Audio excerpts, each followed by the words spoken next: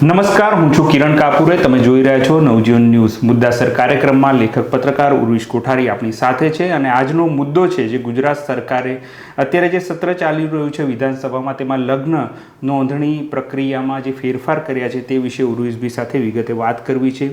આ પ્રક્રિયા શું છે અને એ પ્રક્રિયામાં સરકાર કેમ પડવા માંગે છે, જે વ્યક્તિ સ્વાતંત્ર્યની વાત છે એમાં સરકાર કેમ પડી રહી છે, તે વિશે આપણે ઉર્વિશભાઈ સાથે વાત કરીએ. ઉર્વિશભાઈ, સૌથી પહેલાં તો સરકારે આવી બધી બાબતમાં પડવાની ક્યાં જરૂર છે?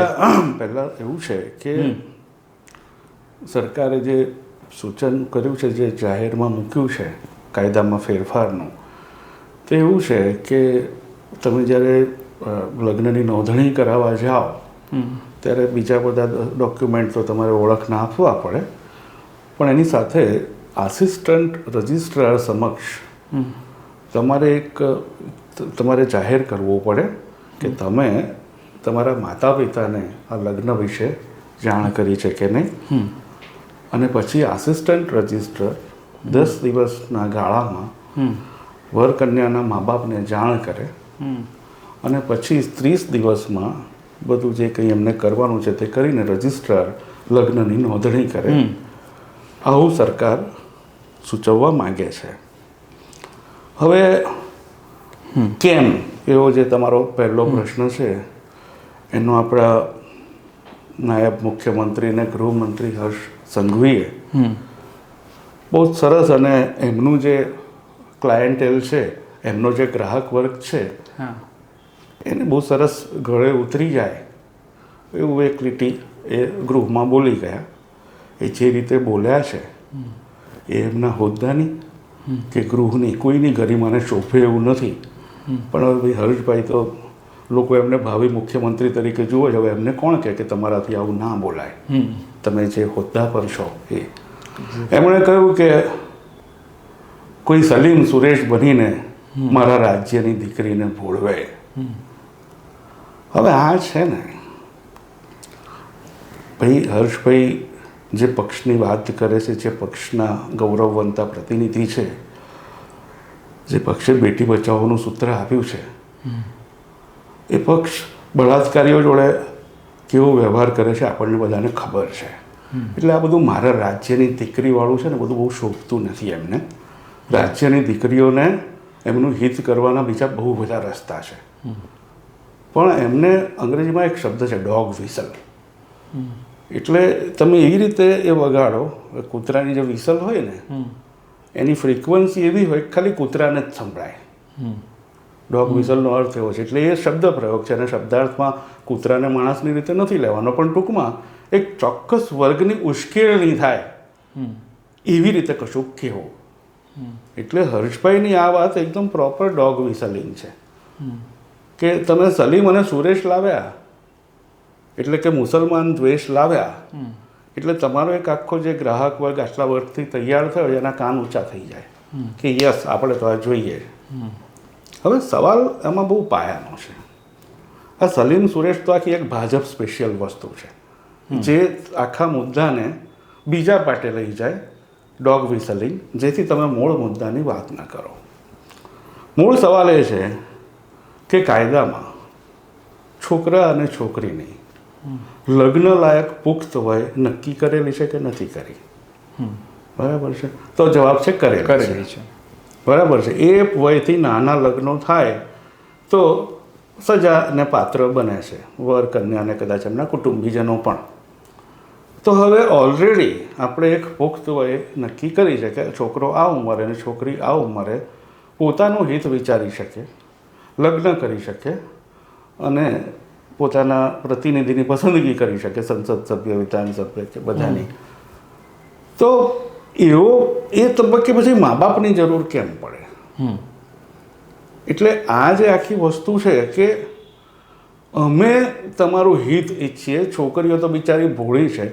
એટલે હું ધારો કે સ્ત્રી હોત, હું છોકરી હોત અને મારી અત્યારે લગ્ન લાયક ઉંમર હોત, તો મને છોકરી તરીકે સૌથી પહેલો વાંધો હર્ષભાઈના નિવેદન સામે પડત કે હું ભોળી છું એવું તમને કોણે કહ્યું?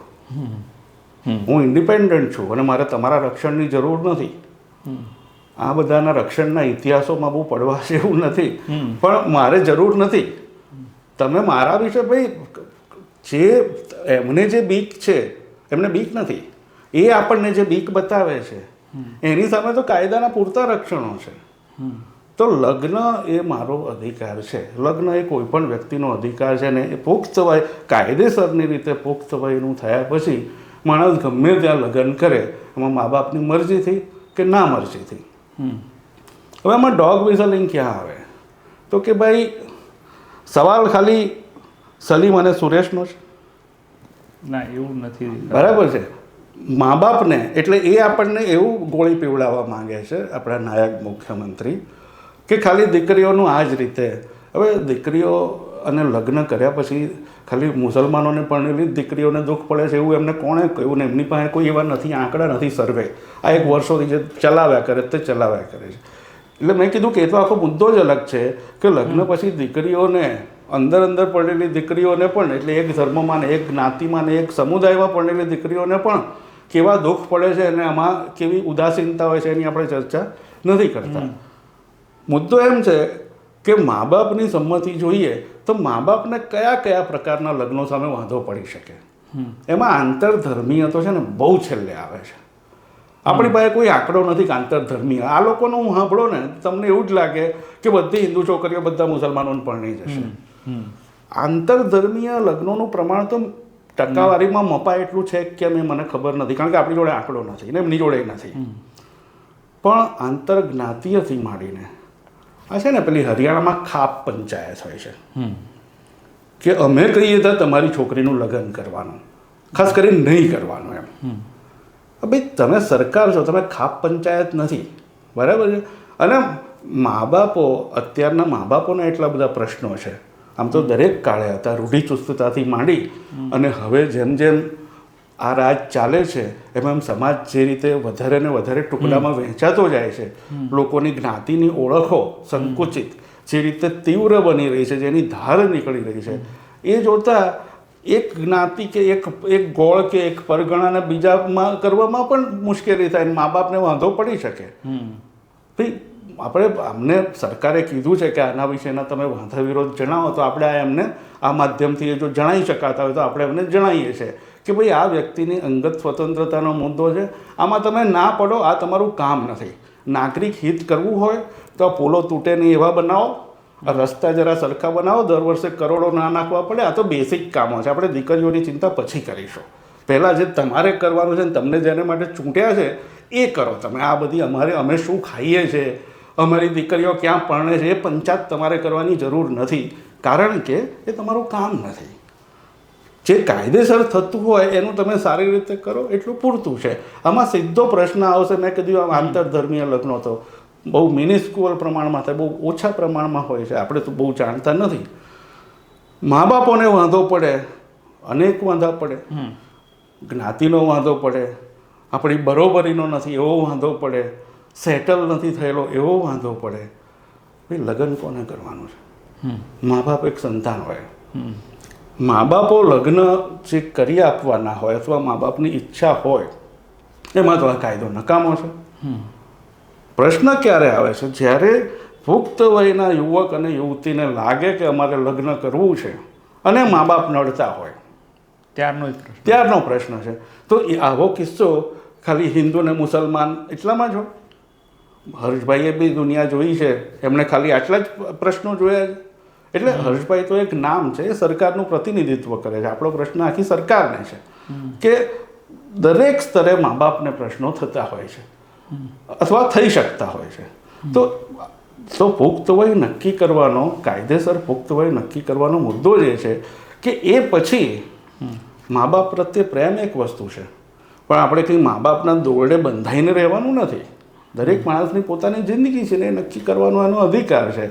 તો સરકારને પણ આ મેં કીધું કે આ આખી વસ્તુનો એક આશય આ ડોગ વિસલિંગ છે કે જુઓ મુસલમાનો તમારી છોકરીને પરણી જાય છે અને અમે તમારી છોકરીને બચાવો છો. એટલે ભાઈ તમે અમને બચાવી નથી શકતા, લોકો પેલા હોડીમાં ડૂબીને મરી જાય છે, એમાં તમને સવાલ પૂછીએ ત્યારે તમે કહો છો કે એજન્ડા લઈને આવે છે અને પછી આપણી દીકરીઓને બચાવવા નીકળ્યા છે. ભાઈ તમારે જેટલા કાયદા છે એ કાયદાનું પૂરતું પાલન થાય. આ ડોગ વિસલિંગ કરવાની જરૂર નથી. એટલે એક આ એમાં મુખ્ય મુદ્દો છે. અને સરકારનું એવું પણ કેવું છે કે નોંધણી નથી થતી, એટલા માટે પણ આ નોંધણી થાય એટલે ફરજિયાત આ થાય. બીજો એક મુદ્દો છે. આ બીજું છે ને, આ એક ક્લાસિકલ, આમ તો જૂની છે પણ નરેન્દ્ર મોદીએ બહુ જ પ્રચલિત કરેલી સ્ટાઇલ છે. જાહેરાત કરી દેવાની, પછી વિચારવાનું કે એના કોન્સિક્વન્સીસ શું હશે, એના ઇમ્પ્લિકેશન્સ શું, એની અસરો શું હશે, એ કેવી રીતે આખી વસ્તુ ઉઘડશે. એટલે પહેલી વાત તો એ છે ટેકનિકલી કે લગ્ન અને નોંધણી બે જુદી વસ્તુ છે. મારા પોતાના લગ્નની નોંધણી મેં 2-3 વર્ષે કરાવેલી. નોંધણી ના કરાવું એનાથી મારું લગ્ન રદબાતલ થઈ જતું નથી, કાયદેસર જ રહે છે. પણ મારે મારી પત્નીના કે બીજા ત્રીજા અમુક ડોક્યુમેન્ટ કરાવવા, કે ભાઈ પરદેશ જવું હોય કે એ પ્રકારનું એની અટક બદલાવાની કે આ બધું જે હોય, ધારો કે કરવાનું હોય, તો નોંધણીની જરૂર એના માટે છે. અને હું બિલકુલ જ માનું છું કે નોંધણી કરાવવી જોઈએ. એક પ્રક્રિયા છે અને એમાં આપણને કશો વાંધો ના હોવો જોઈએ. પણ એ નોંધણી પ્રક્રિયાનું સરકાર જ્યારે વેપનાઇઝેશન કરે, એ નોંધણી પ્રક્રિયા એક વહીવટી સુવિધા માટે છે અને એમાં સામેલ થવાનો આપણને બહુ આનંદ છે. પણ પછી એ સુવિધાને સરકાર આપણી સામે શસ્ત્ર તરીકે ઉગામવા જાય ત્યારે આપણે સરકારને યાદ કરાવવું પડે કે આ નોંધણી વિનાનું લગ્ન પણ કાયદેસર જ ગણાય અને એમાં કશાની જરૂર નથી. એટલે કે નોંધણી કરાયા વિના, મા બાપની સહી સંમતિ વિના પણ કાયદેસર લગ્ન કરી શકાશે.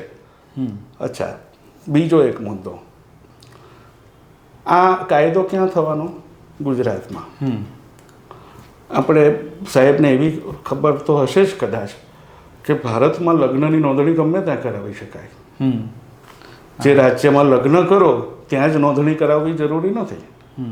અને એ કંઈ દારૂબંધી ધરાવતા અને ખાસા એવા પ્રમાણમાં મદિરાપાનનો શોખ ધરાવતા ગુજરાતીઓને કંઈ અલગથી સમજાવવું પડે એમ નથી કે લોકો આબુ કેમ જાય છે. બરાબર છે? તો જેમ દારૂ પીવા માટે લોકો આબુ જઈ શકે છે, એ રીતે લગ્નની નોંધણી કરાવવા બીજે નહીં જઈ શકે. કારણ કે મારી એવી સમજ છે કે ભારતભરમાં તમે ગમે ત્યાં લગ્નની નોંધણી કરાવી શકો. તો અહીંયા કાયદો ગુજરાતમાં કરશે તો એનાથી શું થશે? એટલે મેં કીધું ને, આ એક ક્લાસિકલ ડોગ વિસલ છે. અને બીજું એ છે આમની સ્ટાઇલ, બીજું કે કરપ્શન. એક કરપ્શનનો મુદ્દો કે છે, દારૂબંધીની જેમ જ કે તમારે જે નથી કરવાનું એ કરાવવું છે તો શું કરવાનું?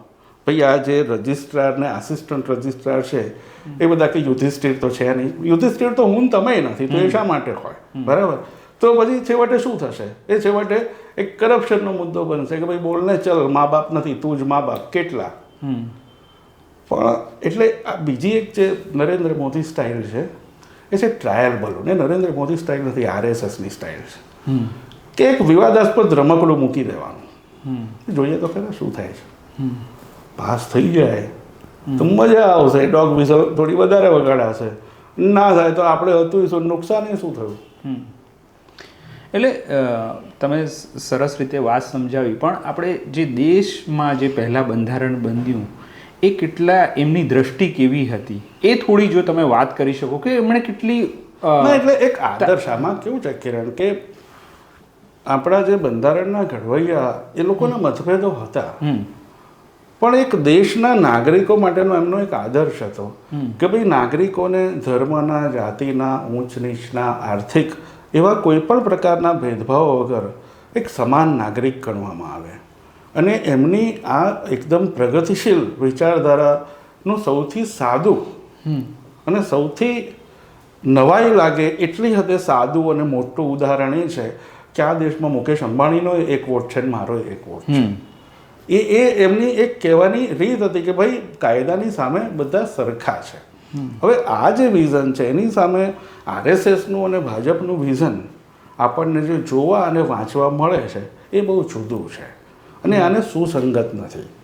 અને બીજી એક ખાસ વાત આપણે યાદ કરી લેવી જોઈએ કે જે મંત્રીઓમાંથી જે જૂના હશે એમને યાદ હશે અને જે નવા હશે એમને જૂનાઓએ કહ્યું પણ હશે આ ધંધો કરતા પહેલાં કે 2005માં નરેન્દ્ર મોદી જ્યારે ગુજરાતના મુખ્યમંત્રી હતા ત્યારે એમણે આ પ્રયોગ કરી જોયો હતો. એમણે એવો કાયદો લાવવાનો, એવો ફેરફાર કરવાનો પ્રયત્ન કરેલો કે લગ્નની નોંધણી વખતે જ મા બાપની સહી જોઈએ. અને એનો એટલો બધો મોટા પાયે વિરોધ થયો હતો કે એમણે એ વખતે એ ફેરફાર પાછો ખેંચી લેવો પડ્યો હતો. હવે એવું છે કે ભાઈ 20 વર્ષ પહેલાંની વાત છે. એ વખતે આપણે આપણી એક્સરસાઇઝની શરૂઆત કરેલી, પૂરી સફળતા નહોતી મળી. આજે વખત છે ને 20 વર્ષ પછી કદાચ આપણે ધાર્યું છે એવા ઘડિયાળના કાંટા ઊંધા ફેરવીને સમાજ થોડો વધારે પાછળ ગયો હોય અને પેલી ડોગ વિસલ સાંભળી અને એક મોટો વર્ગ સ્વીકારી બી લે કે ભાઈ હવે આમાં ખોટું શું છે. આમાં તો એવું છે કે હિટલરના કરતૂતોને બી વાજબી ઠરાવનારા લોકો જગતમાં પડ્યા છે. એટલે સાદામાં સાદી વાતને જેમાં ચોખ્ખો જ વાંધો, ધોળા ઉઘાડે છોગ વાંધો પડ્યો હોય, એને બી અત્યારે સમર્થન આપનારા નીકળી આવે તો આપણે તો કહી શકાય નહીં. એટલે મુદ્દો આ છે કે 20 વર્ષ પહેલાં એમને નિષ્ફળતા મળેલી, ફરી પાછું 20 વર્ષ પછી ફરી એ લઈને આવી ગયા છે. અને હું એવું ઈચ્છું કે સરકારે આ બધામાં નહીં પડવું જોઈએ ને પોતાનું કામ કરવું જોઈએ. આને પોતાની અંગત, એટલે આ સરકારની સફળતા નિષ્ફળતાનો મુદ્દો નથી. સરકાર નાગરિકો માટે છે, તો નાગરિકો શું ઈચ્છે છે એ સરકારે સમજીને એ પ્રમાણે રાજ કરવાનું છે. અને નાગરિકો એવું ઈચ્છે છે કે તમે આ સલીમને સુરેશના નામે અમારી અંગત જિંદગીમાં પગ પેસારો ના કરો, ઘૂસણખોરી ના કરો, દખલગીરી ના કરો. અમારે જે ખાવું હશે તે ખાઈશું, અમારે સંતાનોને જ્યાં પરણવું હશે ત્યાં એ લોકો પરણશે, અને એમાં તમારું કશું ન ચાલવું જોઈએ. અને તમે પણ જે ખાવું હોય તે ખાજો પીજો ને તમારા સંતાનોને જ્યાં પરણવું હોય તે પરણવા દેજો. આપણે આટલું જ કહેવા માંગીએ.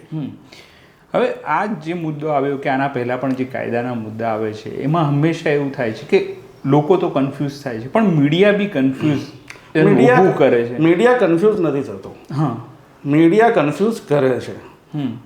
મીડિયામાં કોણ છે? મારા ને તમારા જેવા જ લોકો છે.